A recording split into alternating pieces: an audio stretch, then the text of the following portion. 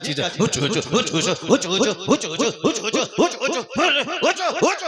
क्या है ये? क्या है ये?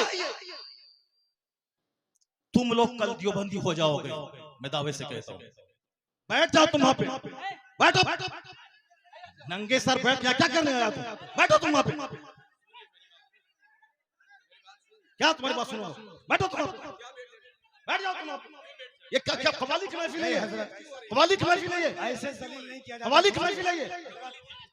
कवाली है ये? कवाली थी वो। इन्ना दीना इंदल्लाहिल इस्लाम सदक़ल्लाहुल अज़ीम व सदक़ रसूलुहुन नबियुल करीम व नहनु अला ज़ालिका लमिन शाहिदीन व शाकिरीन वल्हम्दुलिल्लाहि रब्बिल आलमीन। सामीन व हाज़रीन, सारे लोग बैठ जाएं। जनाब मौलाना क़सीमुद्दीन साहब ने बहुत ज़बरदस्त मजमा जमा किया और हज़ारों की तादाद में सारे लोग आ गए। बिहार को बदनाम मत करो। तुम्हें मालूम है जिनका हाथ चूम रहे हो तुम, ये गुजरात में जाके तुम्हें गाली देंगे।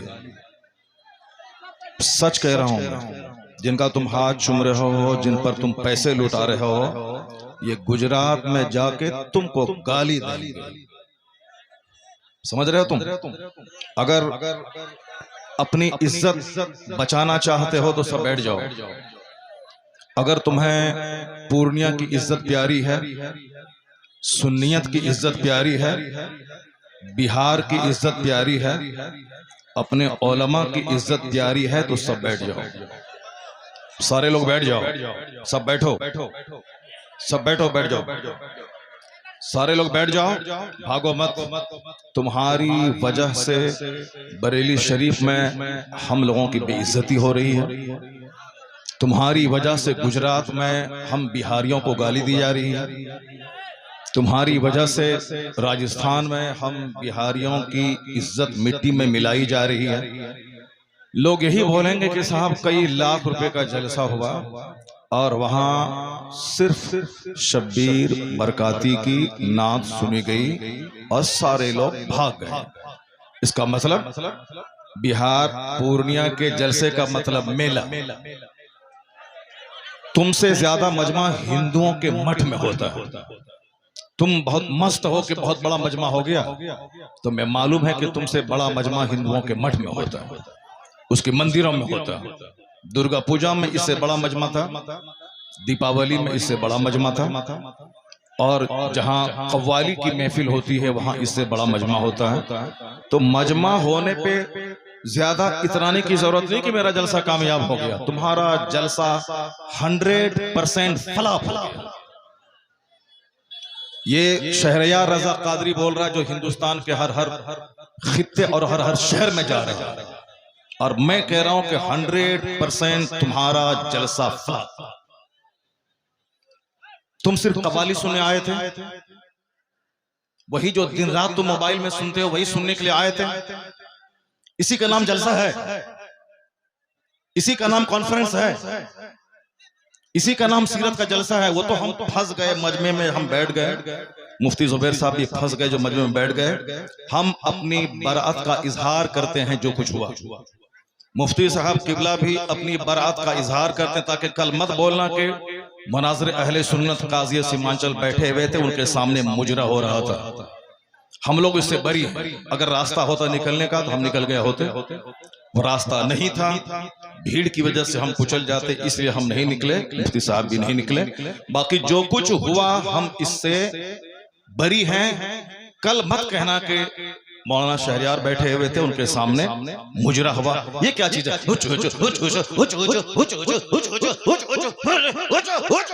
क्या है ये? क्या है ये?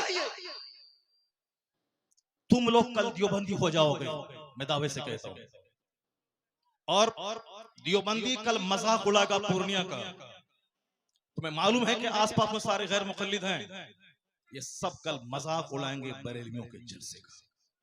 कहेंगे बरेलियों का जलसा ये होता है, बरेलियों का जलसा यही होता है। क्या चीज है? क्या ये नाथखानी है? यही नाथखानी है। ये इको हटा दो, उसके बाद क्या? इको तुम हटा दो, मेरे मदरसे का बच्चा इससे अच्छी नात पढ़ता है, अरबी कॉलेज का बच्चा इससे अच्छी नात पढ़ता है। ये हुचुड़ हुचुड़ का नाम नाथ खानी है। क्या किया तुमने? सुन्नियत को बदनाम किया, बरेलियत को बदनाम किया, मसलक के आला हजरत को बदनाम किया। रात के कितने बज रहे हैं? 2:10। कितने बज रहे हैं? टाइम देखो तुम। रात के 2:10 हो रहे हैं। 2:10 हो रहे हैं। मालूम है क्या हुआ इसमें? पब्लिक का चंदा इसीलिए हो रहा है। बैठ जाओ, अगर बिहार की इज्जत प्यारी है तो बैठ जाओ, अगर पूर्णिया की इज्जत प्यारी है तो बैठ जाओ। या डांस करने के लिए जलसा होता है, चंदा होता है, बैठ जाओ सब। नाथ खानी वो नहीं है जो तुमने सुनी है, नाथ खानी वो नहीं जो तुमने सुनी है। भीड़ जुटाने का नाम जलसा है क्या? बैठ जाओ सब। अब अगर नात तुमने सुनी थी, उसको तुमने नात कहा था अपने हिसाब से, तो तकरीर कौन सुनेगा? कुरान की बात कौन सुनेगा? हदीस की बात कौन सुनेगा? इस्लामी तालीमात के बारे में कौन सुनेगा? अगर तुम नात सुने थे, बैठे रहते, तकरीर सुनते, तब होता कि चलो भाई पूर्णिया के लोगों ने नात भी सुनी और तकरीर भी सुनी। अभी वो बैठने जा रहा है तो तुम सब उठ के भाग रहे हो। तुम्हारी वजह से हम लोगों की बेइज्जत और बदनामी होती है। बिहारी एक गाली बन के रह गया है। जैसे कारोबार के एतबार से सारे लोग यहाँ से भीड़ लगाते हैं पंजाब दिल्ली में, वो तो अलग बात है। मजहबी तौर पर भी बिहारी एक गाली है। जिसका हम हाथ चूमते हैं, जिसका हम पैर चूमते हैं, वो हमारे जलसों की हरकतों को बयान करते हैं। वहां तकरीर नहीं होता। अभी मैं 4 दिन पहले हैदराबाद में था, वहां मेरी 2 घंटे की तकरीर हुई। एक बंदा नहीं उठा, सारे लोग गौर से तकरीर सुनते रहे। पुलिस वाले खड़े होकर तकरीर सुनते रहे, जबकि वहां कोई परमिशन नहीं था, लेकिन वो सारे लोग गौर से इस्लाम सुनते रहे, इस्लाम सीखते रहे। ये है तकरीर, ये है मुसलमानों का इस्लामी जज्बा। ये क्या है? बस हुचुड़ हुचुड़ सुने और भाग गए। ये कोई तरीका है क्या? ये कोई तरीका है क्या? ये नात हो गई क्या? नहीं, मैं उससे बरी हूं। मैं कतन कभी नहीं पसंद करता हूं इस तरह की नात खानी को। जो कुछ हुआ गलत गलत गलत हुआ। अब अगर जरा भी गैरत मौजूद है तो बैठ करके थोड़ी देर तकरीर सुन लो, कुरान हदीस की बात सुन लो जरा के बाद। और जो सारे लोग जोर से बोले दरूशी पढ़े, अल्लाहुम्मा सल्ली अला सय्यदना व मौलाना मुहम्मदिन मअदनिल जूद वल करम व आलिहि व बारिक व सल्लिम सलातन व सलामन अलैका या रसूलल्लाह। इस तरह की मजलिसों से जब कुरान पाक की तिलावत होती, कुरान पाक की तिलावत होनी चाहिए 1 घंटा, ताकि मुसलमानों का सीना हिल जाए, इनकी आंखें आंसू बहाएं। यहाँ कुरान पाक की तालीम के लिए मदरसा कायम होता है। मदरसे के जलसे में कुरान पाक की तालीम पे फोकस दिया जाता है। तो हमारे जलसे भी इस्लामिक इन्वायरमेंट में होते हैं। यहाँ मुस्तफा की हदीस सुनाई जाती है। ये बता दे कि तुम लोग यहाँ क्या सुनने के लिए आए थे? ये नंगे सर क्यों आए थे? क्या करने आए थे? सिर्फ शबीर बरकाती को सुनने आए थे? यहाँ जिसके साहब मर्तबे का ये आलम है कि बड़े बड़े उलमा जिनका हाथ चूमते हैं, उनकी कोई इज्जत नहीं है, और तुम साहब एक दुनियादार आदमी की ना सुन रहे हो। मालूम है तुम्हें क्या सब हो रहा है? तकरीर सुनो, हदीस सुनो, और अपने स्टेट और अपने डिस्ट्रिक्ट को बदनाम मत करो। ये जलसा है, कव्वाली की महफिल नहीं है। यहाँ कुरान पाक की तिलावत होती है। आधा घंटा तक कुरान पाक की तिलावत होनी चाहिए। सरकार दो जहां सलाम की हदीस पाक की रिवायत होनी चाहिए। इस्लामी तारीख बयान करनी चाहिए। अब जलसा शुरू हो रहा है, यहाँ से गौर से सुनो। अल्लाह तबारक व तआला हमको और आपको सारे मुसलमानों को जलसे की कद्र करने की तौफीक अता फरमाए। जरा एक बार जोर से बोलो सुभान अल्लाह। हाथ उठा के बोलो ला इलाहा इल्लल्लाह मुहम्मदुर रसूलुल्लाह सल्लल्लाहु अलैहि वसल्लम। कुंतुम खैर उम्मतिन उखरिजत लिन्नास तअमुरूना बिल मारूफ व तनहौना अनिल मुनकर। तुम बेहतरीन उम्मत हो, तुम बेहतरीन उम्मत हो जो लोगों की तरफ भेजे गए हो, और तुम्हारी ड्यूटी है नेक राह पे चलना, नेकी का पैगाम देना, और तुम्हारी ड्यूटी है बुराइयों से रोकना। क्या हुआ जी? बैठ जाओ तुम वहां पे, बैठो। नंगे सर बैठ क्या करने आया तुम? बैठो तुम वहां पे। क्या तुम्हारी बात सुनो? बैठो तुम, बैठ जाओ तुम। ये क्या कवाली की महफिल है? कवाली की महफिल है? ऐसे सलील नहीं किया जाता। कवाली की महफिल है? साहब कवाली है ये? कवाली थी वो, ऐसे सलील नहीं किया जाता है। कवाली थी वो, कवाली थी वो, नहीं वो कवाली थी वो। बैठ जाओ सब, बैठ जाओ सब, बस भाई इस्लाम करने के लिए बैठा हुआ हूं, बैठ जाओ, बैठ जाओ। नहीं वो गलत है, जो कुछ हुआ वो गलत है, जो कुछ हुआ वो गलत है, जो कुछ हुआ वो गलत है, नहीं है। हाँ हाँ, क्या यहाँ वो नाच को सुनना चाहता है, वो नाच को सुनेगा, वो नाच को सुनेगा, नाच को सुनाओ, दीनी मजलिस में नाच कराओगे तुम।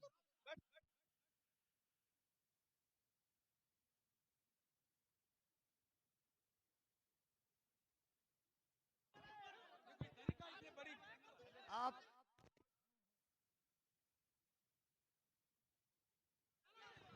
हेलो हेलो, जब मुफ्ती साहब को मालूम था कि शब्बीर बरकाती आ रहे हैं तो मुफ्ती साहब को आना ही नहीं चाहिए था, यहाँ आना ही नहीं चाहिए था। हज़रत आपको ऐसे जलील नहीं किया जाता, मुफ्ती साहब ऐसे जलील नहीं किया जाता है किसी को, ये इस्लाम नहीं है।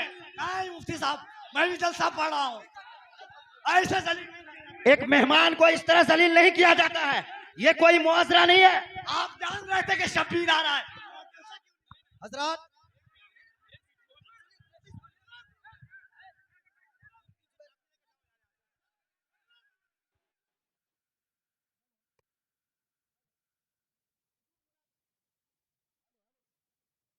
हेलो हेलो हेलो, चुप, शांति हो जाइए, शांति हो जाइए, बैठिए बैठिए, शांति रखिए, बस बस बैठिए, आप लोग बैठिए, शांति बनाइए, आप लोग पहले शांति बनाइए। हेलो हेलो हेलो, माइक आप लोगों के बीच अल्लामा तौसीफ रजा साहब स्टेज पे हैं, कम से कम इस बात का ख्याल रखें। तौसीफ मिल्लत आ चुके हैं। नारे तकबीर, नारे रिसालत, आमद हुजूर तौसीफ मिल्लत, आमद हुजूर तौफीक मिल्लत, नबी रहे आला हजरत, शहजादे हुजूर रेहाने मिल्लत, इश्क मोहब्बत, इश्क मोहब्बत, इश्क मोहब्बत, इश्क मोहब्बत, आला हजरत आमद हुजूर तौसीफ मिल्लत जिंदाबाद, आमद हुजूर तौसीफ मिल्लत जिंदाबाद, मसरके आला हजरत, जिंदाबाद, मसरके आला हजरत, जिंदाबाद, गुले गुलजारे रज़वियत, जिंदाबाद, नबी रहे आला हजरत, जिंदाबाद, मरकज़े अहले सुन्नत बरेली शरीफ जिंदाबाद। माज़रत के तो साथ खान साहब किबला मदजुल अली नबी रहे आला हजरत, ये आला हजरत के शहजादे हैं। इन्होंने यहाँ आने के बाद आपको नसीहत की कि नात खानी भी हो मगर तकरीर सबसे पहले होनी चाहिए। मैंने आपकी इन अदाओं की वजह से मुझको नाराजगी हुई, क्योंकि तकरीर ना सुनने के बाद सारे लोग यकबैक खड़े हो गए। ये जलसे की तौहीन है, हमारे इलाके की तौहीन है। इसलिए यह जलसा है, सीरत की महफिल है, इस्लाह ईमानो अमल कॉन्फ्रेंस है। अब जरा थोड़ी देर मेरी गुफ्तगू सुने, उसके बाद दस्तारबंदी का मंजर होगा और हुजूर पीर तरीक़त का खिताब नायाब होगा। अल्लाह तबारक व तआला हमारे इलाके के सारे मुसलमानों को अपने उलमा की कद्र करने की तौफीक अता फरमाए। मैंने कहा था ना कि हमारी बेइज्जती होती है, हमारी तौहीन होती है, हमारे जलसे का वक़ार मजरू होता है। हम लोग चारों तरफ से घिरे हुए हैं बदअकीदों के बीच में, हमारा कल मजाक उड़ाया जाएगा, हमारे जलसे का मजाक उड़ाया जाता है। तो हमें सिर्फ आपकी इन अदाओं की वजह से तकलीफ होती है कि मैंने कहा ना कि जिस तरह आपने नाच सुनी थी उसी तरह बैठ के आप 1 घंटे की तकरीर सुन लेते, ताकि पूरे हिंदुस्तान के लोग जानते हैं कि वहां नात भी सुनी जाती है और तकरीर भी होती है। अब जरा गौर से सुनिए, हमारे ताल्लुक से कुरान शरीफ में कहा गया है कि कुंतुम खैर उम्मा, तुम बेहतरीन उम्मत हो, लोगों की तरफ भेजे गए हो। तुम्हारी ड्यूटी है खुद नेक बनना, दूसरों को नेक बनाना। तुम्हारी ड्यूटी है खुद बुराइयों से बचना, दूसरों को बुराइयों से बचाना। ये हमारी क्वालिटीज को कुरान शरीफ में बयान किया गया है कि you are the best community, तुम बेहतरीन उम्मत हो। और बेहतरीन क्यों हो? इसीलिए हो कि तुम्हारा काम ही है नेक बनना, दूसरों को नेकी का पैगाम देना। तुम्हारी जिम्मेदारी है खुद बुराई से बचना और दूसरों को बुराई से बचाना। दूसरे लोग खाने पीने पैदा हुए, दूसरे लोग मौज मस्ती करने पैदा हुए, दूसरे लोग शराब पिए, बदकारी करें, सूद खाएं, उससे क्या मतलब है? उसको मरने के बाद हिसाब किताब का कोई खौफ ही नहीं है। ये सारी बातें हम मुसलमानों को सोचना है। सरकार दो जहां की हदीस है कि ला तज़ूलु क़दमा अब्दिन हत्ता युसअल अन अर्बईन। आका फरमाते हैं कि क़यामत के दिन बंदे का पांव अपनी जगह से 1 इंच नहीं हटेगा, 1 इंच नहीं हटेगा जब तक के 4 चीजों का उससे सवाल न हो जाए, जब तक के 4 चीजों का उससे सवाल न हो जाए। सबसे पहला सवाल होगा अन उमरिही फीमा अफना, यानी अपनी यह कीमती जिंदगी तुमने किस काम में गुजारी।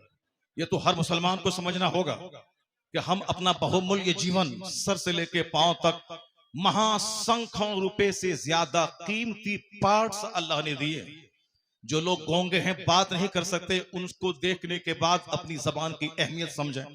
जो लोग अंधे हैं, देख नहीं सकते, उनको देखने के बाद अपनी आंख की अहमियत समझें।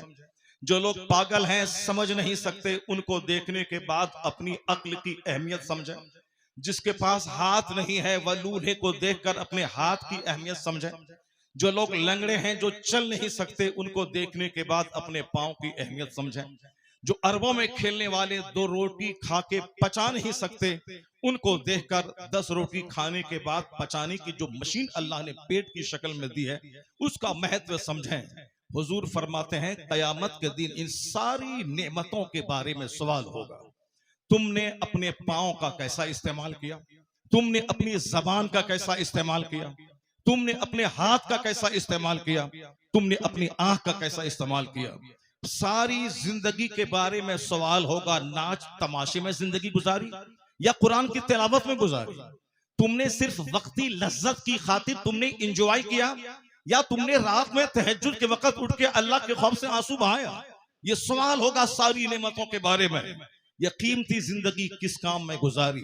हमें मुशरिकों के नाचने गाने से कोई एतराज नहीं, हमें यहूद और नसारा के नाच गाने से कोई एतराज नहीं है, हमें बौद्ध और जैन के नंगे रहने से कोई एतराज नहीं है। हमें सिर्फ मुसलमानों से कहना है कि हमारे पैगंबर ने कहा है कि कयामत के दिन 1 इंच अपनी जगह से हट नहीं पाओगे जब तक के 4 सवालों का जवाब नहीं दे दो।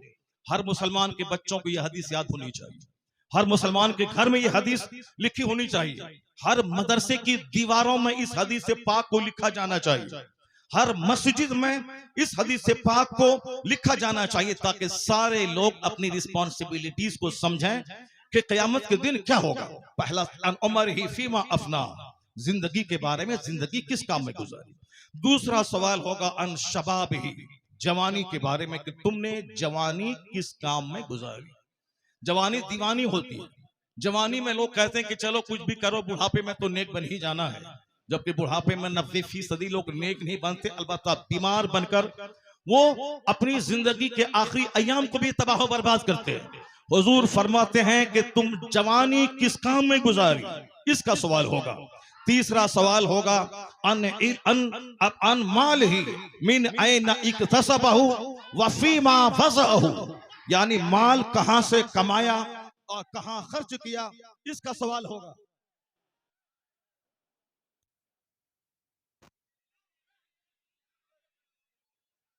चलो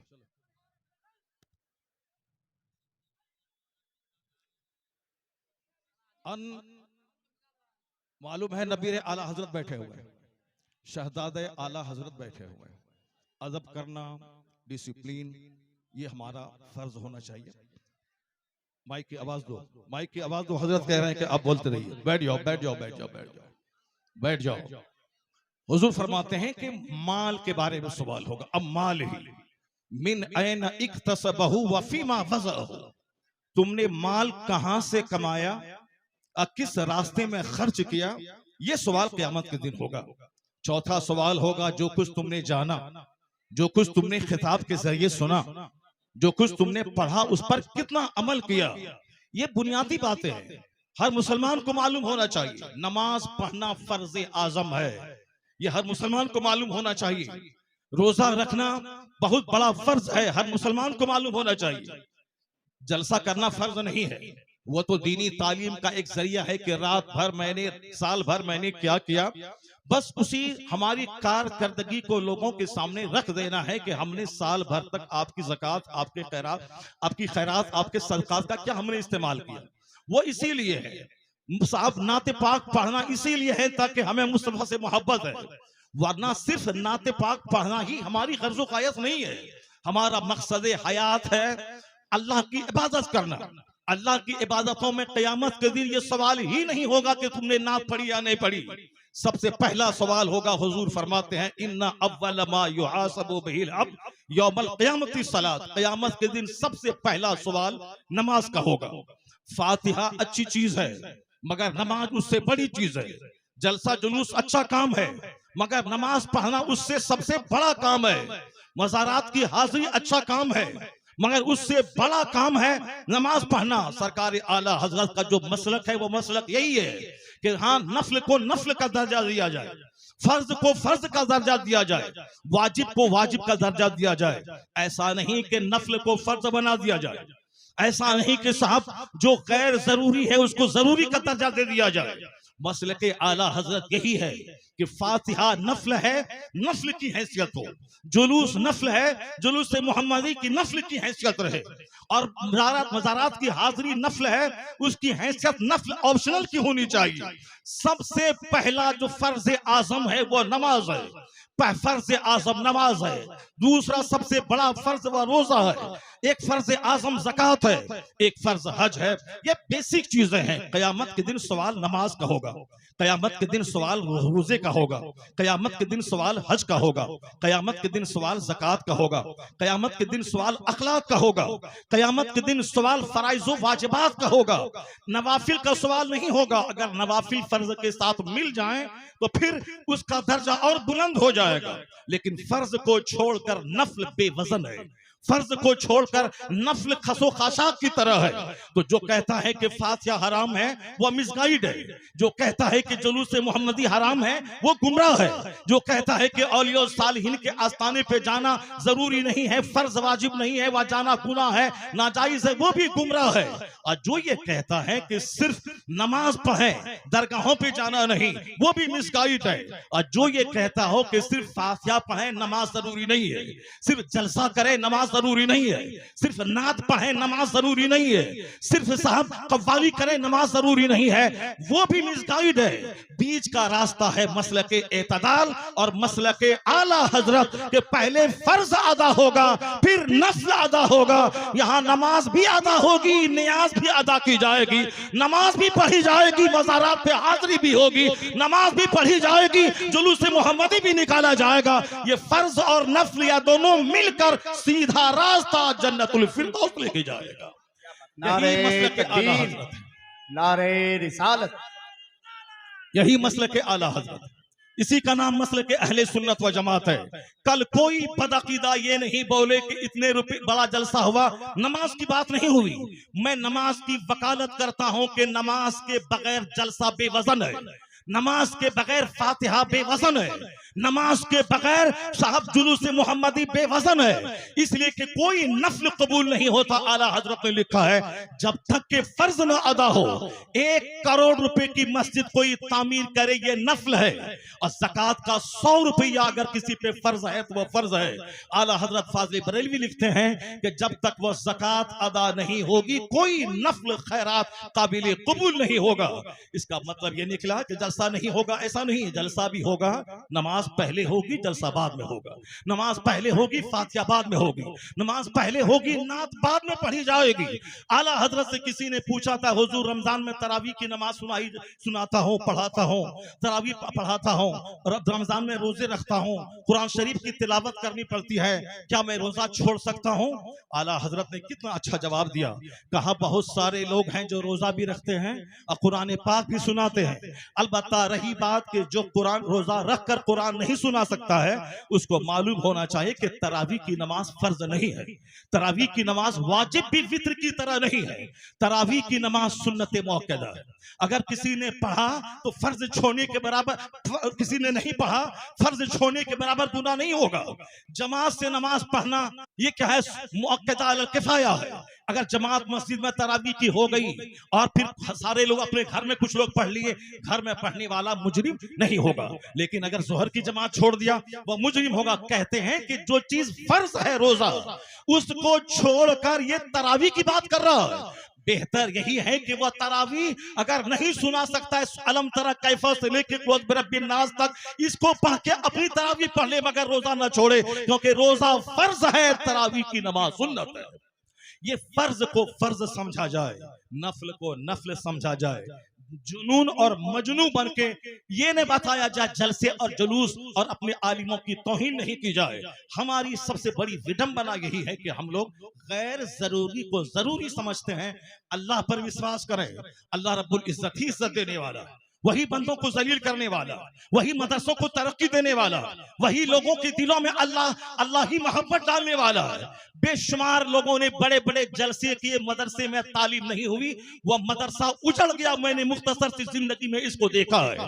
लेकिन जिन लोगों ने मेहनतें की, 5 साल के बाद जलसा किया, और अगर अच्छे अच्छे आलिम, अच्छे हुफ्फाज उन्होंने दिया, उसके पास बच्चों के रखने की जगह नहीं है, इतने बच्चे हैं कि वो रख नहीं सकता है। असल क्वालिटी इल्म की है, असल क्वालिटी है आप बच्चों को अच्छी तालीम दीजिए, एजुकेशन दीजिए, ना कि बहुत बड़ी भीड़ भाड़ जुटा करके और अपने मदरसे को फरोग दिए। मदरसा फरोग पाता है इल्म से। मैं तमाम सुन्नी मदारिस के लोग जिम्मेदारों से कहता हूं, तालीम पे फोकस दें, दरसगाह पे फोकस दें, अच्छे आलिम को रखें, अच्छे उफाज को रखें। अगर एक बच्चा फारिग हुआ, अगर सही ढंग से कुरान सुनाया, तो सारे लोग यही कहेंगे, ये बता दे तू किस मदरसे में पढ़ा है, तेरा उस्ताद कौन है। यानी वही एक बच्चा आपका सबसे बड़ा प्रचारक हो जाएगा। वही एक बच्चा आपके मदरसे की खूबियों को दूसरों के सामने एग्जीबिशन करने वाला एक जबरदस्त अलमबरदार हो जाएगा। आपने 10 बच्चों को आपने निकाल दिया और क्वालिटी उसमें नहीं है, वह जहां भी जाएंगे मदरसों को बदनाम करेंगे कि किस उस्ताद ने तुझको पढ़ाया है, किस मदरसे में तुमने पढ़ाया है। क्वालिटी पे जोर देना। बस आखिरी बात सुन ले, अभी मुसलमानों के चेहरे पे हवाइयां उड़ रही है कि हमारा मुस्तकबिल कैसा है, हमारा फ्यूचर कैसा है, हमारा आने वाला दिन कैसा है। आपको मैं यकीन दिलाता हूं कि इस्लाम का आने वाला दिन इतना सुनहरा है कि कोई दिन ऐसा नहीं गुजरता जिस दिन कोई पढ़ा लिखा आदमी कलमा पढ़ के मुस्तफा का गुलाम न बनता हो। कोई दिन ऐसा नहीं गुजरता जिस दिन अमेरिका जैसे हाईली क्वालिफाइड और तरक्की याफ्ता मुल्क का कोई एक दानिश्वर कलमा पढ़ के मोमिन न होता हो। या जोश में ये बातें नहीं बोली जाती हैं, बल्कि ये बातें दलाइल और प्रूफ के साथ की जाती हैं। आप अगर पढ़े लिखे आदमी हैं, हमारे बच्चे स्कूल कॉलेज में पढ़ते हैं, मैं उन बच्चों को कहता हूं, एक नाम आपने सुना होगा जॉन डी रॉकफेलर का। हमारे शेख बैठे हुए हैं, शेख का दौरा लंदन होता है, हमारे हजरत का दौरा अमेरिका होता है, हमारे हजरत का दौरा अफ्रीका होता है। वह सारी दुनिया के हालात से बाखबर हैं। मैं अपने शेख को कहता हूं कि जॉन डी रॉकफेलर वह दुनिया का सबसे पहला अरबपति। आज की तारीख में बेशुमार अरबपति हैं, टाटा, बिरला, जिंदल, मित्तल, अडानी, अंबानी, ये सारे के सारे अरबपति हैं। लेकिन जॉन डी रॉकफेलर वह दुनिया का सबसे पहला अमेरिका का अरबपति, बिलियनियर, मिलियनियर ही बिलियनियर यानी अरबपति, जिनके पास खरबों की दौलत थी। 53 साल की उम्र में वो खरबपति बीमार हो गया। बीमार होने के बाद अब उनको लगा कि अब जैसे कि मैं मर जाऊंगा, जब मर ही जाऊंगा। अक्सर आजकल ये डिप्रेशन का मर्ज बढ़ रहा है, औरतों में भी और मर्दों में भी। औरतें भी कहती हैं कि अब मुझको ऐसा लगता है कि मैं मर जाऊंगी, मर्द भी कहते हैं कि थोड़ा सा बीमार हुआ, बुखार हुआ और लगता है कि जैसे कि अब मैं मर जाऊंगा। ये मरने की बातें तो अब ठीक है, अच्छी बात है, मैं मर जाऊंगा, लेकिन मरने के बाद जहां जाऊंगा वहां के लिए तो काम बढ़ा देना चाहिए, वहां की इबादत बढ़ा देनी चाहिए। सिर्फ खौफ है कि मेरे बच्चों का क्या होगा, मेरी बच्ची का क्या होगा। नहीं, अक्लमंद वो है जिसको लगे कि अब मैं मर जाऊंगा तो उसको इबादत बढ़ा देनी चाहिए, सजदा बढ़ा देनी चाहिए, तिलावत बढ़ा देनी चाहिए, गुनाहों से सच्ची तौबा बढ़ा देनी चाहिए। ये होना चाहिए, ना कि साहब बाल बच्चों के खौफ में मौत से घबराना चाहिए। वमन यतवक्कल अलल्लाहि फहुव हस्बुह, जो अल्लाह पे भरोसा करता है अल्लाह उसके लिए काफी होता है। कुरान में आया है, ला तक़तुलू औलादकुम खश्यता इमलाक, गरीबी के डर से बच्चों को कत्ल मत करो, मैं तुझे भी रोजी देता हूं, तेरे बच्चों को भी रोजी दूंगा। रोजी देने वाला अल्लाह है। वो अमेरिका का खरबपति, उसने सोचा कि अब जब मुझको मर ही जाना है तो अब क्यों नहीं सदका तो खैरात करके मैं मरूं। अपनी दौलत का एक बड़ा पार्ट मेडिकल एक्सपर्ट के खर्च पे उन्होंने डोनेट किया कि नई नई बीमारियां और उसके इलाज और ट्रीटमेंट दरियाफ्त करने के पीछे मेरी दौलत का एक बड़ा हिस्सा खर्च खर्च होगा। उन्होंने एक स्कूल बनवाया, गरीबों, मिस्किनों, माजूरों, बेवाओं के बच्चे स्कूल में पढ़ेंगे, फ्री तालीम। उन्होंने एक बहुत बड़ा हिस्सा अपनी दौलत का हॉस्पिटल पे वक्फ किया। यहाँ गरीबों, मिस्किनों, माजूरों, कम पैसे वालों का इलाज होगा। यानी अपने पैसे को गरीबों के लिए, सोशल वेलफेयर के लिए, चैरिटी के लिए उन्होंने दरवाजा खोल दिया। उसको ऐसा महसूस हुआ 2-3 महीने के बाद कि अंदर से उसका कैंसर का जख्म हल्का हो रहा है। ये द टाइम्स ऑफ इंडिया जो हिंदुस्तान का अंग्रेजी अखबार है, हमारे बच्चे तो एमए करने के बाद भी एक जुमला अंग्रेजी नहीं बोलते हैं। जिसको होना था डीएम वो चपरासी की भी नहीं बन पाए, जिनको होना था साइंटिस्ट वो गली कूचे का दिल फेंक आशिक बन गया।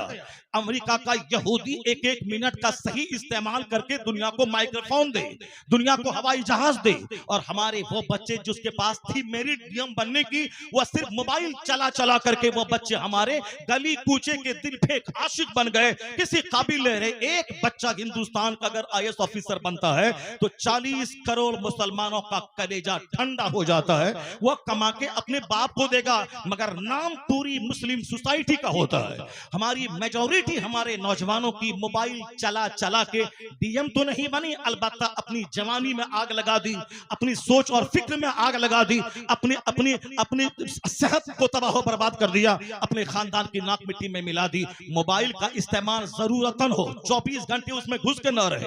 टॉयलेट का इस्तेमाल जरूरत हो, 24 घंटे टॉयलेट में घुसने वाला तबाह बर्बाद हो जाएगा, सेहत खत्म हो जाएगी। यहूदी एक एक मिनट को कीमती समझते हैं, तो जलील कौम दुनिया में सबसे मालदार कौम है। जबकि नमाजों की पाबंदी हमें वक्त की कदर सिखाती है, जबकि सहर और इफ्तार का सिस्टम वक्त की कदर सिखाता है, जबकि ज़कात का मैनेज हमें एक एक मिनट को कीमती समझने का पैगाम देता है। 1 मिनट पहले दाना हलाल, 1 मिनट के बाद दाना हराम, ये हमें पंक्चुअलिटी सिखाता है। मगर अक्ल रहे तब न इन बातों पे हम गौर करें। हमारे पास तो गुस्सा बहुत ज्यादा है, हमारे पास जज्बात बहुत ज्यादा है, हमारे पास सब छोटी फिक्र की वजह से हम जो लायक थे उस लायक नहीं बन पाए। अमेरिका का खरबपति, उन्होंने दौलतों का एक बड़ा हिस्सा स्कूल पे, हॉस्पिटल पे, गरीबों के राशन के किट पे और मेडिकल एक्सपर्ट की टीम बैठा के, ताकि नई बीमारियों का इलाज खोज करने के लिए वह टीम खास रहे। उनको ऐसा लगा जब से वह चैरिटी, सदका तो खैरात का काम शुरू किया, अंदर से उसके बदन का जो कैंसर था उसका मर्ज दूर होने लगा। 4 महीने के बाद उन्होंने टेस्ट करवाया, उसके अंदर का कैंसर खत्म हो चुका था।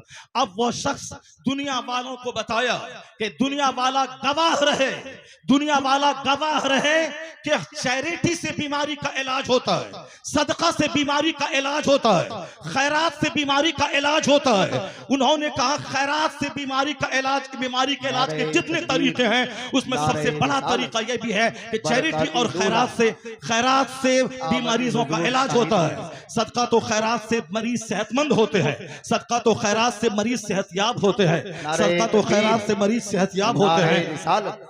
उन्होंने सारी दुनिया को बताया। हमारे शेख आ गए, एक दूसरे शेख की आमद हो गई जो बरकाती खानवादे के शेख हैं, वो आ गए और शहजादे आला हजरत यहाँ बैठे हुए हैं। बस मेरी गुफ्तगू खत्म होने वाली है, उसको गौर से सुनेंगे तो हम पूरे हिंदुस्तान में जाते हैं, पूरे मुसलमानों का दर्द सीने में मौजूद है, कहाँ क्या हालात हैं वहां उस हालात का मुशाहिदा करते हैं। तो हम अपने गुस्से के मुजाहरे के लिए नफ्स की तस्कीर की खातिर नहीं देते हैं, सिर्फ मिल्लत के लिए, कौम के लिए, मसलक के लिए हम अपने लोगों के सामने अपनी कमजोरी बयान करते हैं। जरा गौर से सुने, जब उन्होंने खरबपति ने कहा कि मेरा मर्ज अच्छा हुआ, इलाज के जितने तरीके हैं, एलोपैथिक, होम्योपैथिक, साहब जड़ी बूटी, आयुर्वेद में सब तरीके हैं इलाज के, मगर सदका तो खैरात इलाज का एक जबरदस्त तरीका है। तो जो बात जॉन डी रॉकफेलर ने आज कही, यही बात मुस्तफा ने 1400 साल पहले कही थी कि दावू मरदाकुम बिस्सदका व हस्सनु अम्वालकुम बिज़्ज़कात। मुस्तफा ने कहा अपने मरीजों का इलाज सदका करके क्या करो। तो आज 1400 साल के बाद अमेरिका का खरबपति अपने तजर्बे से दुनिया को बताया कि सदका से एक बीमार ठीक होता है। जो बात मुस्तफा ने 1400 साल पहले कही, वो अमेरिका का क्रिश्चियन जाती तजर्बे से बता दिया कि मुस्तफा का कौल सच्चा है, मुस्तफा का मजहब सच्चा है और खैरात से इलाज होता है। तो आज आज जैसे दानिश्वरों के बीच मुस्तफा की हदीस की सदाकत सामने आ रही है, कलमा पढ़ने वालों की तादाद में जबरदस्त इजाफा होता चला जा रहा है। इस्लाम कभी खतरे में नहीं था और आज भी खतरे में नहीं है। जैसे जैसे इल्म बढ़ रहा है, जैसे जैसे रिसर्च बढ़ रही है, जैसे जैसे तहकीक बढ़ रही है, वैसे वैसे मुस्तफ़ा के गुलामों की तादाद में इजाफा होता जा रहा है। इस्लाम के ताल्लुक से आप बेफिक्र हो जाएं, अपनी फिक्र करें कि मेरा मरते वक्त क्या होगा, मेरा कब्र में क्या होगा, मेरा हश्र में क्या होगा, कल अगर मैं मर गया तो मेरा क्या होगा। इस्लाम के बारे में ज्यादा फिक्र करने की जरूरत नहीं है। इस्लाम बहुत जिंदा ताबिंदा मजहब है। पूरी दुनिया के हर गोशे में, हर खित्ते में इस्लामी चिराग रोशन हो रहा है। जितने भी लोगों ने इस्लाम का चिराग बुझाना चाहा वो सब बुझ गए, उनकी इज्जतें मिट्टी में मिल गई, उनके आबा अजदाद दुश्मनी की आग में जलकर मिट्टी में मिल गए। इस्लाम मुस्कुरा रहा है, मदरसा मुस्कुरा रहा है, मस्जिदें मुस्कुरा रही है, अजान मुस्कुरा रही है, हमारे मशाइख के चेहरे की दाढ़ियां, उनके सरों की पगड़ियां मुस्कुरा रही हैं। कभी इस्लाम खतरे में नहीं था और आने वाले वक्त में भी जैसे जैसे इल्म का उजाला फैलेगा, मुस्तफा के गुलामों की तादाद में इजाफा होता चला जाएगा। है नूरे खुदा कुफ्र की हरकत पे खंदाजन, फूकों से चिराग बुझाया न जाएगा। अल्लाह तबारक व तआला मदरसा गौसिया सिराजुल उलूम को सलामत रखे।